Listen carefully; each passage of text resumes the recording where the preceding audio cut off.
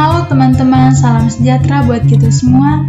Perkenalkan, nama lengkap saya Marcella Gratina Saman dengan NIM 22032427. Saya adalah mahasiswa Sekolah Tinggi Ilmu Administrasi Setia Malang, Prodi D3 Perkamedis dan Informasi Kesehatan. Di sini saya akan menjelaskan materi anatomi fisiologi tentang sistem endokrin sebagai tugas video pembelajaran yang diberikan oleh Bapak Henry Didiharto, SCAP NERS MPD. Selamat menonton ya teman-teman, jangan lupa like, komen, dan subscribe. Sistem endokrin.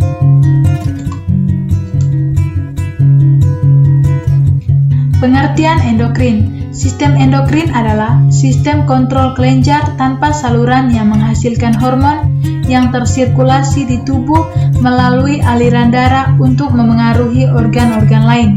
Disebut endokrin karena hasil produknya berupa hormon tidak dibuang keluar tubuh, tetapi masuk ke dalam aliran darah yang kemudian akan diterjemahkan menjadi satu tindakan.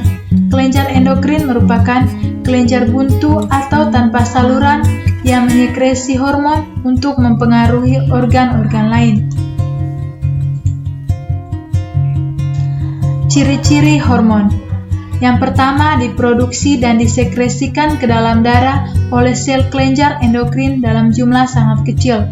Yang kedua, diangkut oleh darah menuju ke sel atau jaringan target. Yang ketiga, mengadakan interaksi dengan reseptor khusus yang terdapat dalam sel. Yang keempat, mempunyai pengaruh mengaktifkan enzim khusus. Dan yang kelima, terdapat satu sel target, tetapi dapat juga mempengaruhi beberapa sel target. Fungsi dari sistem endokrin tersebut. Yang pertama, membedakan sistem saraf dan sistem reproduktif pada janin yang sedang berkembang. Yang kedua, menstimulus urutan perkembangan. Yang ketiga, mengkoordinasi sistem reproduktif. Yang keempat, memelihara lingkungan internal. Yang kelima, melakukan respon korektif dan adaptif ketika terjadi situasi darurat. Yang keenam, mengatur metabolisme. Yang ketujuh, merangsang pertumbuhan jaringan. Dan yang kedelapan, mengontrol dan merangsang aktivitas kelenjar tubuh. Di sini sudah ada gambar dari kelenjar endokrin pada laki-laki dan pada wanita. Kelenjar endokrin. Kelenjar endokrin adalah kelenjar penghasil hormon yang tidak memiliki saluran pengalir. Hormon yang dihasilkannya akan disalurkan lewat aliran darah. Karena menumpang aliran darah, hormon tersebut bisa mencapai bagian tubuh yang jauh dari lokasi kelenjar tersebut. Kelenjar endokrin terdiri dari beberapa kelenjar. Yang pertama, hipotalamus.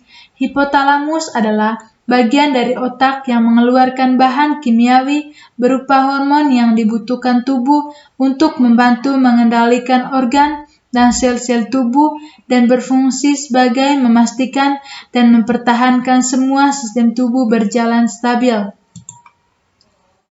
Yang kedua yaitu kelenjar pineal. Kelenjar pineal adalah kelenjar endokrin pada otak vertebrata. Kelenjar ini memproduksi serotonin turunan dari melatonin, sebuah hormon yang mempengaruhi modulasi pola bangun atau tidur bangunan musiman. Yang ketiga yaitu kelenjar pituitari atau kelenjar hipofisis. Hormon yang diproduksi oleh hipofisis membantu mengatur pertumbuhan, tekanan darah, produksi dan pembakaran energi, serta berbagai fungsi organ tubuh lainnya. Kelenjar ini meliputi kelenjar pituitari anterior dan kelenjar pituitari posterior. Yang keempat, kelenjar tiroid. Kelenjar tiroid adalah kelenjar hormon berbentuk kupu-kupu yang terletak di bagian bawah leher. Tugas kelenjar tiroid adalah menghasilkan hormon tiroid yang akan dibawa oleh darah ke seluruh tubuh. Hormon tiroid membantu tubuh menggunakan energi, menjaga tubuh tetap hangat, dan menjaga otak, jantung, dan organ lain bekerja sebagaimana mestinya. Yang kelima, kelenjar paratiroid. Kelenjar paratiroid adalah kelenjar penghasil hormon paratiroid yang berperan penting dalam mengatur kadar kalsium dalam darah.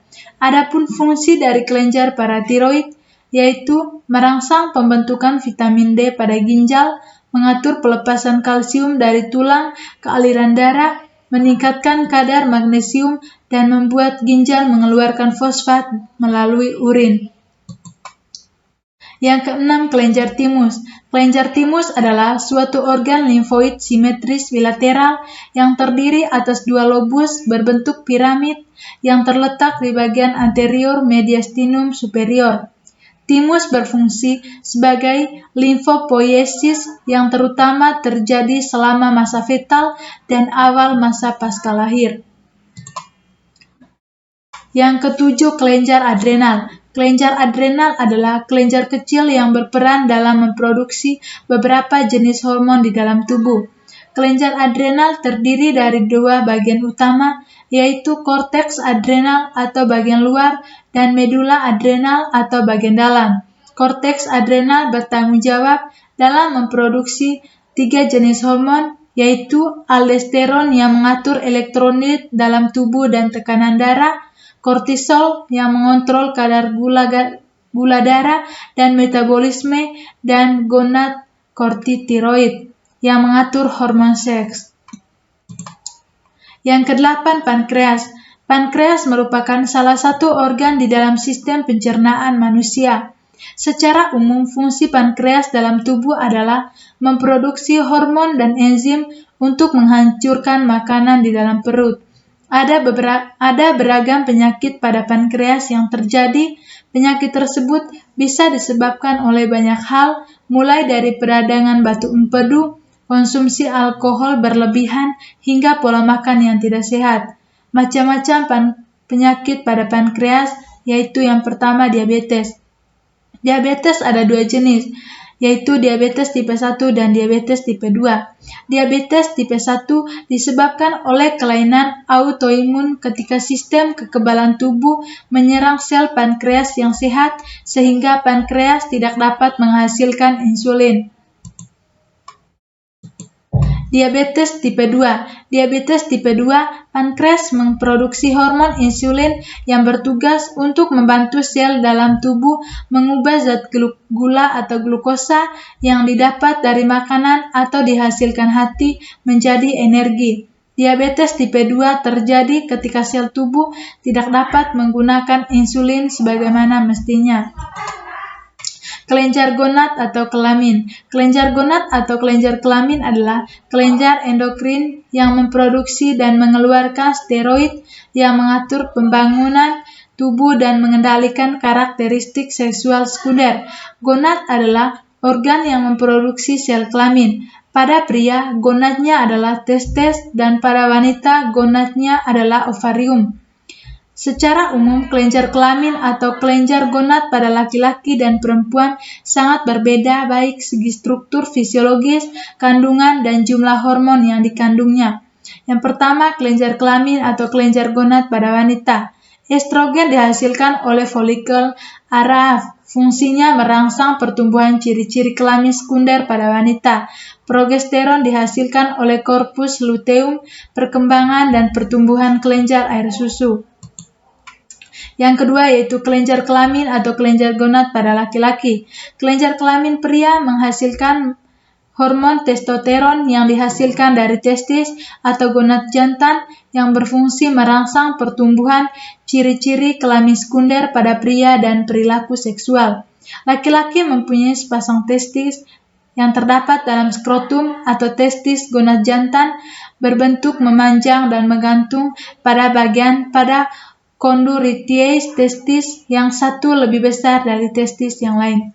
Demikian presentasi materi dari saya. Sekian dan terima kasih. Semoga bermanfaat. Sampai jumpa lagi.